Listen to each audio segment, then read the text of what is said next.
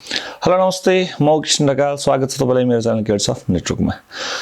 हो पछिल्लो समय चाहिँ अबको ठेक्का बिट गर्दै गर्दा चाहिँ अलिकति सावधानी अपनाउनु पर्ने हुन्छ। किनभने चाहिँ जो पुरानो व्यवसाय हुनुहुन्छ उहाँहरूलाई चाहिँ भोग्नु भएको होला त्यो किसिमको पीडा चाहिँ, तर नयाँ व्यवसायहरूलाई चाहिँ थोरै सावधानी अपनाउनु किन पर्ने छ भने चाहिँ तपाईँको वैशाख जेठमा टेन्डर भएको ठेक्का चाहिँ तपाईँको असारमै सक्न पर्ने भनेर जुन किसिमको लेखिएको हुन्छ त्यो चाहिँ असारमा सक्न सकिँदैन। असारमा नसक्न नसकिएपछि के हुन सक्छ भने चाहिँ कुनै कुनै शीर्षकहरू त्यस्ता हुन्छन् जुन चाहिँ बजेट चाहिँ पुनः त्यो शीर्षकमा बजेट नआउने हुन्छ। त्यो गर्दा चाहिँ ठेक्का चाहिँ पेन्डिङमा बस्छ। भनेको मतलब तपाईँले अलिकति काम गर्नु असारभित्रमा जति सक्नुहुन्छ उसो काम त गर्नुहुन्छ, बिल भुक्तानी लिनु होला, तर त्योभन्दा पछि तपाईँको टाइम एक्सटेन्सन पनि नहुने र बजेट पनि नआउने। त्यो गर्दाखेरि यो 5वटाको नियमले तपाईँलाई के ह्याम्पर गर्छ भने चाहिँ त्यो तपाईँको ठेक्का काउन्टिङबाट नि बस्छ। त्यो ठेक्काको छिनोफानी पनि हुँदैन, होइन? लाग्ला 2-4 वर्ष लाग्ला, किनभने कैयौँ ठेक्काहरू छन्, त्यो सयौँमा होइन हजारौँमा त्यस्ता ठेक्काहरू छन्। धेरै कम्पनीहरूका त्यस्ता ठेक्काहरू छन् जुन कि विगत केही वर्षदेखि चाहिँ त्यत्तिकै पेन्डिङ अवस्थामा छन्। किनभने 2-4 वर्ष 4-5 वर्षपछि सार्वजनिक सूचना निकालेर पनि ठेक्का गर्न आइज अथवा ठेक्का तोड भनेर जुन कार्यालयले चिठी निकालिरहेको तपाईँले देख्नुभएको पनि होला, होइन? हो यस्तो हकमा चाहिँ तपाईँले हौसिएर, जस्तै तपाईँले सक्ने क्षमता भएको काम, सानो बजेटको काम छ अबको आज तपाईँको जेठको 5-6 गते हुँदै गर्दा चाहिँ आजको मितिले तपाईँको ठेक्का हालेर आशय पत्र निकालेर सम्झौता गरेर पनि काम गर्न भ्याइने अवस्थाको ठेक्का छन् भने चाहिँ तपाईँले बिट गर्नु होला। तर यदि तपाईँले चाहिँ ठेक्का बिट गरेर पनि अन टाइम सक्न नसक्ने अवस्थाका छन् भने एकचोटि कार्यालयले कोअर्डिनेट गरेर त्यो ठेक्कामा म्याद थप हुने टाइपको ठेक्का हो या म्याद थप नहुने टाइपको ठेक्का हो भन्न त हामीले नर्मली एकचोटि म्याद थप गरिएको छैन, म्याद थप पाउनुपर्छ भन्ने माग हाम्रो हुनसक्छ, हुन्छ नै। तर के चाहिँ हुन्छ भने चाहिँ कुनै कुनै त्यस्तो शीर्षक हुन्छ जुन चाहिँ बजेट खर्च मात्रै मतलब यो वर्षको लागि मात्रै आएको हुन्छ र अर्को वर्षको लागि त्यो बजेट क्रमागत रूपमा पर्दैन। नपर्ने भइसकेपछि त्यो ठेक्कामा जति पनि समस्या आउँछ त्यो चाहिँ एउटा निर्माण व्यवसाय आफैले भोग्नुपर्ने अवस्था आउँछ।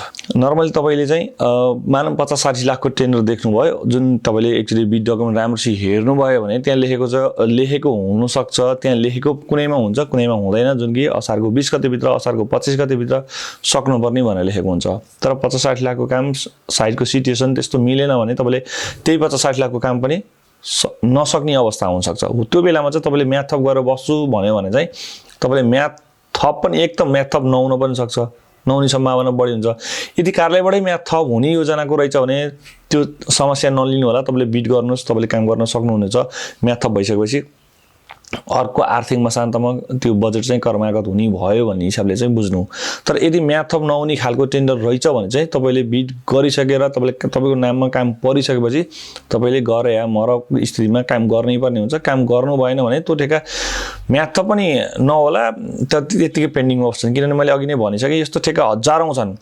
हो यसले गर्दा तपाईँको यो 5वटाको काउन्टिङमा तपाईँ काउन्टिङमा पर्नु भयो भने त त्यस्तो तपाईँको 2टा ठेक्का पऱ्यो सपोज मान्नुहोस् भने तपाईँले 2टा ठेक्का त कहिले छिनोफानी हुने हो भन्ने टुङ्गै भएन। किन म्याथ थप भइदिए त ल ठिक छ, अर्को आर्थिक वर्षमा गरेर भने सकुला भन्ने हुन्छ। तर म्याथ थप भइदिएन भने त्यो ठेक्का त्यतिकै पेन्डिङमा बस्छ। न ठेक्का यति अटोमेटिकली तोडिन्छ, हेर्नुहोस् नियमसँग तोड्नुपर्ने हुन्छ।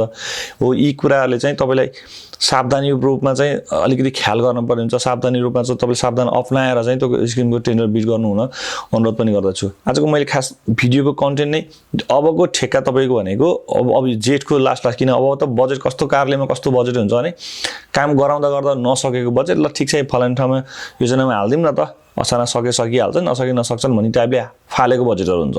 हो त्यो बजेटमा परियो, त्यो त्यस्तो खालको शीर्षकमा परियो भने चाहिँ एकदमै सावधानी अपनाउनु पर्ने हुन्छ। र यसको लागि सोल्युसन के त नि भन्ने पनि हुन्छ। किनभने अब टेन्डर त अब कन्ट्र्याक्टरलाई थाहा हुँदैन नि त, जस्तो सुकै भयो नि बिट गर्न सक्छन्। त्यसको लागि तपाईँले चाहिँ एकचोटि कार्यालयमा सम्पर्क गरेर, जुन कार्यालयमा टेन्डर बिट गर्दै हुनुहुन्छ बिट गर्नुभन्दा पहिला चाहिँ कार्यालयमा सम्पर्क गरेर फलाना शीर्षकको बजेट चाहिँ यदि असारमा सकिएन भने चाहिँ म्याथ थप हुन्छ कि हुँदैन, क्रमागत रूपमा बजेट आउँछ कि आउँदैन भनेर चाहिँ तपाईँले सोध्न सक्नुहुन्छ। त्यो भयो भने कार्यालयले तपाईँलाई त्यो कुरा जानकारी दिन्छ नै, दिन्न भन्ने पनि हुँदैन। भनेको मतलब असारको 20-25मै सक्नै पर्ने ठेक्का भए पनि क्रमागत बजेट पर्ने रहेछ भने चाहिँ सके असारको 20-25 भित्र सकेको राम्रो, सकिएन भने पनि अर्को आर्थिक मसान्तमा अर्को आर्थिक वर्षमा काम गर्न पाइयो। यदि बजेट ट्रान्सफर हुने रहेछ, बजेट फेरि क्रमागत पर्ने रहेछ भने, यदि नपर्ने रहेछ भने त्यो ठेक्का त्यतिकै पेन्डिङमा बस्छ। पेन्डिङमा भनेको कार्यालयले पनि निचोड निकाल्ला। अब कार्यालयले निचोड निकाल्ला भने जस्तै तपाईँलाई पो तपाईँको फर्मको जवाफदेही त बढी हुन्छ, तपाईँलाई प्रेसर हुन्छ। तर कार्यालयमा के हुन्छ भने कर्मचारी तलमाथि भइरहेको हुन्छन् होइन, ठ्याक्क फेरि असार मसान्तपछि चाहिँ कर्मचारी चेन्ज हुने बेला पनि हुन्छ। र कसैले त्यति जति तपाईँले रेस्पोन्स आफ्नो फर्मलाई लिनुहुन्छ त्यति रेस्पोन्स कार्यालय ठेक्काहरूलाई लिइदिँदैन। जिम्मेवारी नलिइदिसकेपछि के हुनसक्छ, त्यो ठेक्का त्यतिकै पेन्डिङ अवस्थामा बसेको हुनसक्छ। भलै तपाईँको 5-6 महिनापछि गएर पुरानो ठेक्का म्याद थप गरिदिने पनि प्रचलन पनि छ कता कता। तर त्यो भन्दैमा त्यो भयो भने यो 5वटा ठेक्काले तपाईँलाई वञ्चित त गरायो नि त, किन त्यो काम पनि गर्न नपाउने, गरे नि पैसा नआउने र ठेक्का फाइनल हुने अवस्था पनि भएन र त्यो हिसाबले गर्ने कुरा नि भएन र तपाईँको नयाँ ठेक्का हाल्न पनि नपाउने, किन त्यसले गर्दा होल्ड गरेर बस्यो। यावत समस्या हुन सक्छन्। त्यसले गर्दा ठेक्का बिट गर्दै गर्दा तपाईँले एकदमै धेरै सावधानी अपनाएर ठेक्का बिट गर्नु होला भन्दै भिडियो कस्तो लाग्यो, भिडियो अन्तिमसम्म हेरिदिनु भएकोमा धेरै धेरै धन्यवाद। बिदा हुन चाहन्छु। नमस्ते।